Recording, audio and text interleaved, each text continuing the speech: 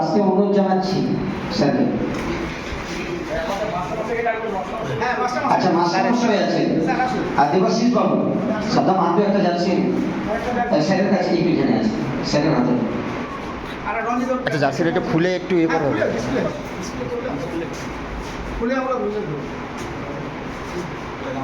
অভিনন্দিত করুন আমাদের আজকের যে জার্সি, সেই জার্সি যিনি স্পন্সর করেছেন সম্মানীয় শ্রী প্রশান্ত বাবুই মহোদয়, হোন্ডার শোরুমের কর্ণধার, তিনি আজকের এই জার্সি ওপেন করলেন। একটু হাততালি অভিনন্দিত করুন সকলে। আমরা সকলকেই আন্তরিক অভিনন্দন, শ্রদ্ধা, কৃতজ্ঞতা, প্রণাম জানাচ্ছি, বিশেষ করে আমাদের বাবুই বাবু একটু জার্সিটা নামাই, একটু জার্সিটা, হ্যাঁ একটু ডাউন করুন। হ্যাঁ, ঠিক আছে, থ্যাংক ইউ, ধন্যবাদ। আমাদের সম্মানীয় প্রেসিডেন্ট সাহেব শেষ মুহূর্তে আপনাদের দুই একটি কথা নিবেদন। তো আমরা আমাদের অনেক রকম কথাবার্তা, ইতিহাস পর্যালোচনা করেছি, কিন্তু একটা বিষয়ে অনেকে হয়তো অন্যরকম ভাববেন। কিছু কার্যক্রম আছে, সেটাকে আমরা আগে পাশে এভাবে সেট করতে পারি, সেটার জন্য কোনো একবারে নির্দিষ্ট প্রোটোকল নাই যে প্রথমেই করতে হবে বা মাসে করতে হবে অথবা না করতে হবে। আজকে আমরা সবাই উপস্থিত হয়েছি, আমাদের রেফারি বন্ধুরা এসছেন, তাই যে কোনো সংস্থার তরফ থেকে তাদের পূর্বপুরুষদের শ্রদ্ধা জ্ঞাপনের একটা রীতি আমাদের আছে, আমাদের সংস্কৃতিতে। সেই কারণে আমরা প্রথমে যখন শুরু করি, অনেকেই উপস্থিত থাকেন না, আমাদের অনেক আলোচনা শুনেন না, আমাদের বিভিন্ন জনকে শ্রদ্ধা জ্ঞাপনের যে বিধি থাকে তাদের দ্বারা যোগদান করতে পারেন না। আজকে আমরা যেহেতু প্রথম পর্বে কার্যক্রম আমরা শেষ করতে যাচ্ছি এবং পরবর্তী অংশে রেফারি রুলস অ্যান্ড রেগুলেশন অনুযায়ী আমাদের যারা শিক্ষক আছেন করবেন। তো আজকে আমি কেন আমাদের রেফ্রিজারেশন তরফ থেকে যে সকল সমাজের বিশিষ্ট ব্যক্তিবর্গ, ক্রীড়া, সংস্কৃতি, রাজনীতি, দেশি বিদেশি, যারা সমাজকে টেনে নিয়ে গেছেন কিন্তু তারা ইহলোক ত্যাগ করেছেন, সেই সমস্ত মানুষদের সদ্য ব্যক্তিদের আপামর জনসাধারণের আত্মার তৃপ্তির জন্যে আমরা সবাই দাঁড়িয়ে 1 মিনিট নীরবতা পালন করব।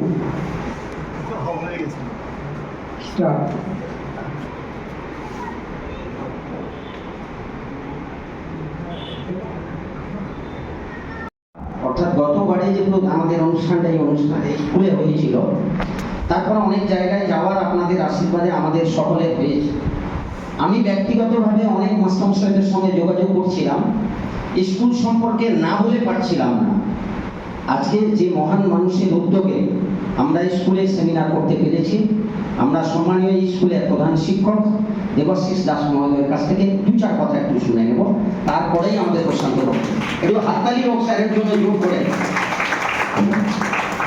আপনারা জানেন এটা মাইনরিটি এরিয়া, এই এরিয়ার মধ্যে থেকে এই স্কুলে এখনও 100 জনের বেশি স্টুডেন্ট আছে। এই প্রতিকূল পরিবেশের মধ্য দিয়েও তিনি স্কুলটিকে চালিয়ে নিয়ে যাচ্ছেন। এবং শুধু তাই নয়, ওয়েস্ট বেঙ্গলের যে 6টি স্মার্ট ক্লাস দেওয়া হয়েছিল, তার মধ্যে থেকে তিনি একটা স্মার্ট ক্লাস ছিনিয়ে এনেছেন, সেটা কৃতিত্ব ওনার।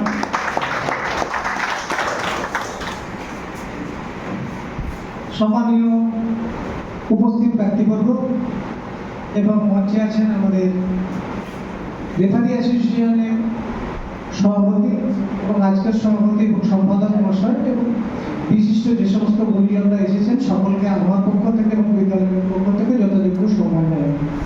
2-1টা কথা বলি। প্রথমত হচ্ছে, যেটুকু আমি দেখলাম, আমরা অ্যাসোসিয়েশন করছি ঠিক আছে, কিন্তু আগে আমাদের অ্যাসোসিয়েট হতাম।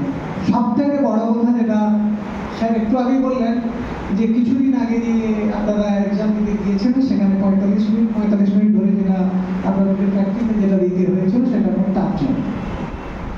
তার থেকে বড় কথা ভাবতে হবে, আমরা যে সবাই অ্যাসোসিয়েশনের সঙ্গে যুক্ত হয়েছি, আমাদের প্রত্যেকে কিন্তু সময়ের প্রতি মর্যাদা দিতে হবে। আমি দেখেছিলাম 9টাতে শুরু হবে বলছিল, এখন তো প্রায় 12টা। এই টাইম সম্পর্কে সচেতন প্রত্যেককে হতে হবে। কিন্তু দেখা গেল এইরকম করতে করতে এমন একটা সময় অতিবাহিত হচ্ছে, এরপরে বলবে আমার একটু কাজ আছে, আমার একটু কাজ আছে। যে উদ্দেশ্য নিয়ে আজকে এত বড় একটা চিন্তা ভাবনা নিয়েছেন আপনারা, সেটা অনেক পিছিয়ে যাবে। এগুলো আমাদের সকলকে করতে হবে। আর শ্রীবৃদ্ধি বলতে গেলে যেটা শ্রীবৃদ্ধি এক কথায় আমরা সবসময় বলেই থাকি, শ্রীবৃদ্ধি হবে অ্যাসোসিয়েশনে যারা আমরা মেম্বার আছি বা আপনারা যারা আছেন, তাদের কার্যকলাপের উপর নির্ভর করে নেক্সট জেনারেশন এগিয়ে আসবে। স্বাভাবিকভাবে যে আমাদের প্রত্যেকের সঙ্গে এত ভালো সম্পর্ক তৈরি করতে হবে, তবেই কিন্তু অ্যাসোসিয়েশনের মেম্বারের সংখ্যা বৃদ্ধি পাবে। স্বীকৃতি বলেই আমরা চলে গেলাম, বৃদ্ধি আর করতে পারলাম না, কথাটাই থেকে গেল। এরকমগুলো মনে হয় এখন বেশি এসে গেছে। এগুলোকে আপনাদের সকলের মন থেকে তুলে ফেলে দিয়ে গ্রাসরুট লেভেলে কী করে আরও ডেভেলপ করা যায় সেগুলো নিয়ে ভাবতে হবে। কি অ্যাসোসিয়েশন, কি কাজপত্র, কি খেলাধুলো, কেন এরকমভাবে আমরা পিছিয়ে যাচ্ছি, সেটা কিন্তু আপনাদের থেকে বেশি করে উঠতে হবে। আর কিছু বলার নেই, যে কথাগুলো আপনারা বললেন, এটা হচ্ছে আমার বিদ্যালয় নয়, এটা আমাদের বিদ্যালয়। আর আপনাদের সকলের সহযোগিতাতে আমরা যতটুকু করেছি। অনেক কিছু ভুল ত্রুটি আছে, বিদ্যালয়ের পক্ষ থেকে আপনাদের জানালাম, আপনারা নিজেকে মাফ করবেন। এইটুকু বলে আমি আমার কথা শেষ করছি। আমরা আন্তরিকভাবে প্রণাম, শুভেচ্ছা, অভিনন্দন জ্ঞাপন করছি আমাদের হলদিয়া মহকুমা রেফারিজ অ্যান্ড আম্পায়ার্স অ্যাসোসিয়েশনের পক্ষ থেকে সম্মানীয় এই স্কুলের প্রধান শিক্ষক শ্রী দেবাশিস দাস মহোদয়। এবারে আমরা আজকে যার বক্তব্য শোনার জন্য অধীর আগ্রহে অপেক্ষা করছি। আর আমরা সকলেই জানি বা ইতিমধ্যেই আমরা জানান দিচ্ছি, আজকে আমাদের একটি জার্সি স্পন্সর করেছেন সম্মানীয় শ্রী প্রশান্ত মাভৈ মহোদয়। তিনি ওপেনিং করার আগে তেনার কাছ থেকে আমরা কিছু মূল্যবান কথা শুনেন।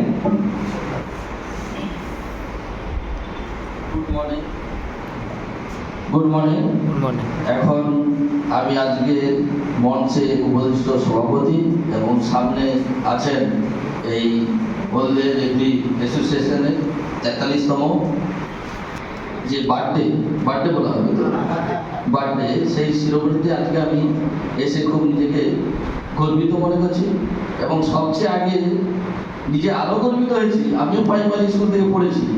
এখনও যে প্রাইমারি স্কুলে এরকম আমাদের ছেলে মেয়েদেরকে হাজার টাকা, লাখ টাকা ডোনেশন দিয়ে পড়াচ্ছি, তাতে এত সুন্দর পরিষেবা নেই। দেখে এর জন্য আমার কাকাকে অশেষ ধন্যবাদ। কাকা বলি আমি, কাকা আমার খুব কাছের লোক। আমি এলাকার ছেলে, জামাল চকের ছেলে।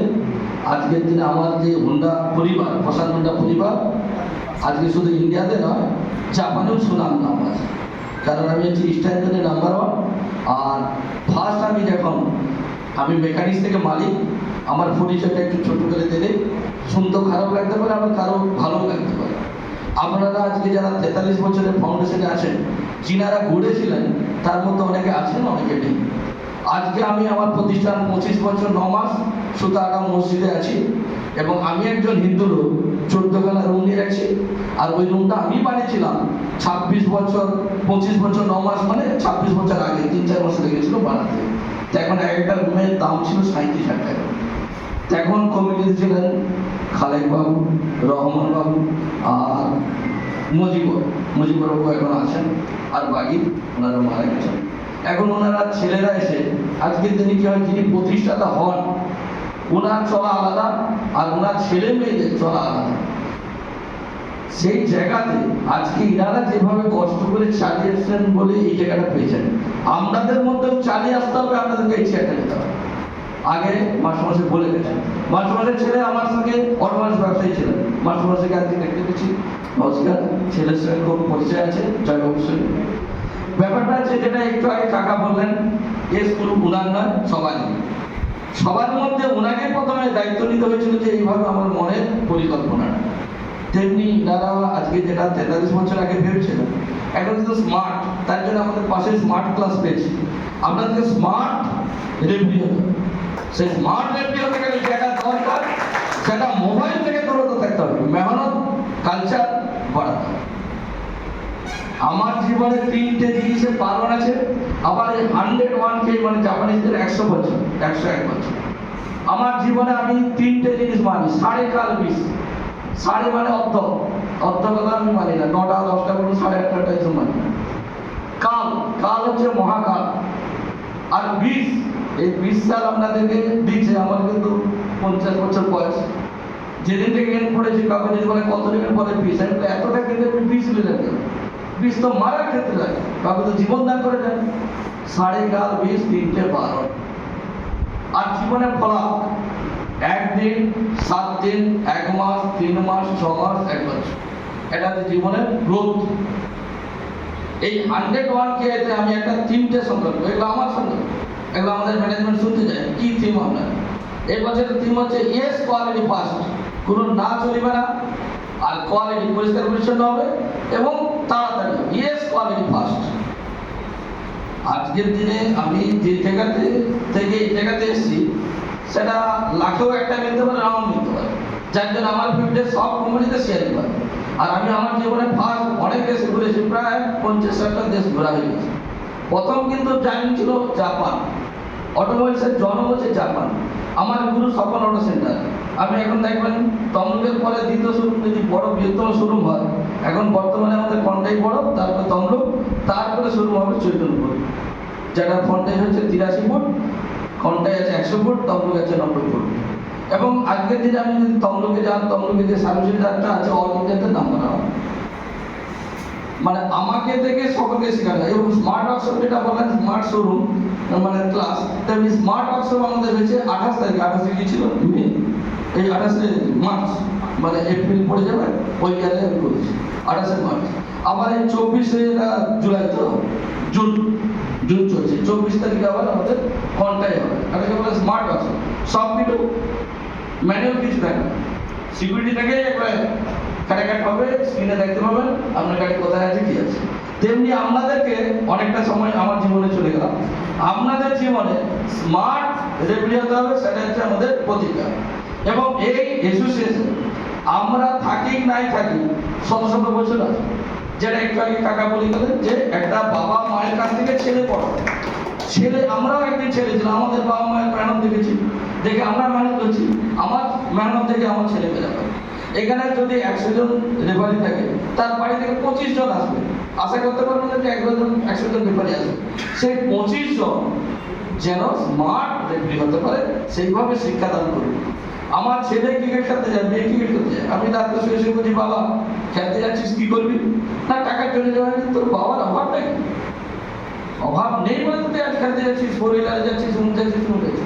দেশে কোটি কোটি মানুষ তাকিয়ে আছে, দেশের জয়গান করার জন্য যে জিতবে, সেখানে তোমরা কি করলে? মানির লোভে হারিয়ে চলে গেলে, দেশের বদনাম করে দিয়েছিল নিজ স্বার্থে। সেই স্বার্থবিহীন আপনাদেরকে কাজ করতে হবে। অ্যাসোসিয়েশন অল ইন্ডিয়াতে বহু থাকে, তার মধ্যে হলদে অ্যাসোসিয়েশন একটা আলাদা দৃষ্টান্ত। মাস্টার আমাদের সঙ্গে আমার দেখা হয়েছিল দীঘাতে। আমি ওখানে বিচ ম্যারাথনে গিয়েছিলাম, গিয়ে আমরা 5 কিলোমিটার কভার করেছি, মেডেলও পেয়েছি। আমার সঙ্গে ছিলেন আমরা এখন ওই কুমার বলছি, এসপি সাহেব, আর আমরা দুজন একসঙ্গে কম, এবং ডিএম সাহেব ছিল। আমরা 5 কিলোমিটার কভার করি। আর তারপরে ওনার সঙ্গে দেখা হয়েছিল আমাদের ওই নরঘাটে খেলা হয়েছিল, ওখানে রাত্রে নাইটে দেখা হয়েছিল। আমি খেলাধুলার সঙ্গে একটু যাই মাঝে মাঝে সময় পেলে, কারণ খেলাধুলা এমন একটা জিনিস, ওখানে শারীরিক চর্চা, ওখানে অর্থনৈতিক চর্চা হয়। অর্থনৈতিক চর্চা হয়, সিস্টেমে হয়, ভুল বোঝানো হয়, কিন্তু খেলার মধ্যে কোনো ভুল নেই। ভুল ধরানোর জন্য আপনাদেরকে যেতে হয়, সেই ভুল ধরা থেকে আপনাদেরকে অনেক ঠেলাঠেলি যেতে হয়।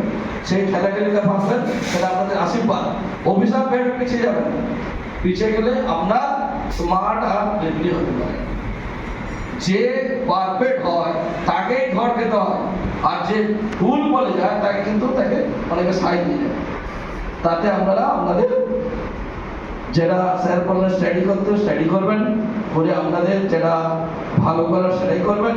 আমাদের ছেলেমেয়েরা যারা খেলতে যাবে তাদেরকে আপনারা শিক্ষাদান করবেন। আপনারা টিচার, স্যার দুদিকেই টিচার, আমাদেরকে বড় হওয়ার জন্য স্কুলে পড়াশিক্ষা দান করেছেন, আবার পড়ার পরে বড় হওয়ার পর আমরা খেলাধুলা করছি, সেখানে স্যার আমাদেরকে আবার গাইড করছেন। একজন লোক একটা টিচারশিপ নয়, অনেক টিচারশিপ হতে পারে। কে গানের টিচার, কে স্কুলের টিচার, কে আবার ব্যায়ামের টিচার। ওনার মধ্যে কি আছে, কিছু দান করে যাবে। আবার যিনি নিচ্ছেন উনি যদি সেটা নিয়ে রেখে দেন, উনি আর টিচার হতে পারলেন, উনি তারা স্টুডেন্টই হয়ে গেলেন। 1 লাখ স্টুডেন্টে যদি 1000 না টিচার হয়, সব যদি অটোমেশনে চলে যায়, সব যদি রাজনীতিবিদ হয়ে যায়, সব যদি কি বলে পকেটমারবিদ হয়ে যায়, তাহলে আমরা কি শিক্ষাদান করলাম? আমার কাছে আজকে দিনে 700 কর্মচারী আছে, আমার ভিসার আছে 2000 কর্মচারী লেখা। কারণ আমার অবর্তমানে 2000 কর্মচারী আমার ফ্যামিলিকে 1000 টাকা করে দিলে আমার ফ্যামিলি জিন্দাবাদ চলে যাবে। কিন্তু ওই ফ্যামিলিগুলোকে রাখার জন্য আমাকে কোটি কোটি টাকা ব্যাংক থেকে ঋণ দিতে হয়েছে, বা আমার কিভাবে ম্যানেজ হবে সেটা আমাকে ম্যানেজমেন্ট করতে হয়েছে। সেই জন্য আপনাদের ম্যানেজমেন্ট থাকবে, আমাদের ছেলেমেয়েরা যারা খেলতে আসবে তাদেরকে মাঠে আপনারা ভালো শিক্ষা দেবেন, যাতে তারা আপনাদের নাম করতে পারেন।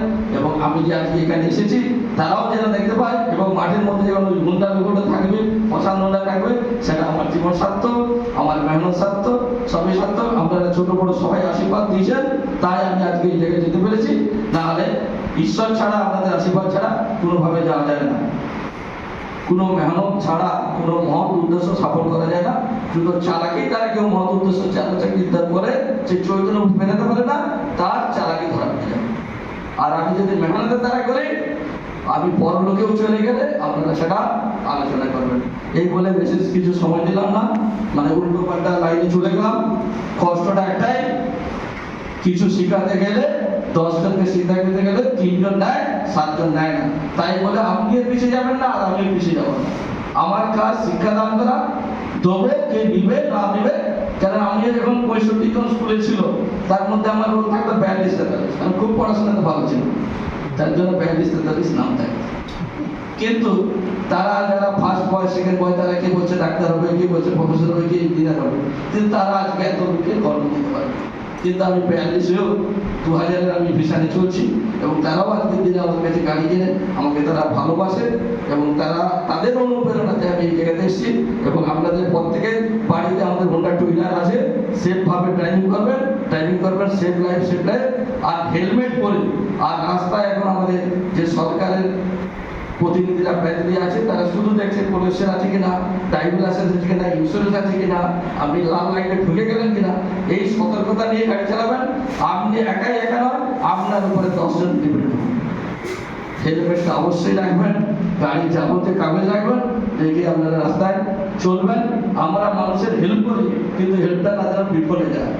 কারণ আমরা 1 লাখ টাকার গাড়ি কিনতে আসে, 30,000 টাকা 15,000 টাকা দিয়ে গাড়ি বেচে দেয়, কিন্তু উনি সেইটা যদি মিস ইউজ করে সেটাই কষ্ট লাগে। কারণ 10 টাকা হলেও কষ্ট, আবার 30,000 টাকা হলেও কষ্ট। সেই জন্য কষ্টটা জীবনে থাকবে, কিন্তু বাইরে না। আর অনেক কিছু অন্য লাইনে বললাম, এইখানে আমি শেষ করছি। আমাদের এই রেফারি অ্যাসোসিয়েশন সামনে কয়েক বছর পরে 50 বছর হবে। এই রকম স্মার্ট স্কুলে এসে আমরা নিজেরা গর্বিত হচ্ছি।